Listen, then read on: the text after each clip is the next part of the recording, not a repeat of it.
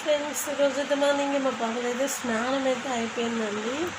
తనైతే బాతింగ్ చేసిన తర్వాత అయితే చాలా హ్యాపీగా ఉంటుంది.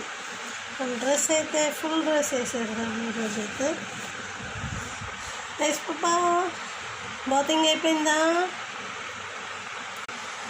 ఇప్పుడైతే తనది బాతింగ్ అయిపోయింది కాబట్టి ఇంకా పాలు తాగేసి పడుకుంటుంది. అంటే తను ఎప్పుడు లేస్తుందో, మధ్యాహ్నం లేస్తుందో, ఈవినింగ్ లేస్తుందో, ఇక అట్లా పడుకుంటుంది అన్నట్టు.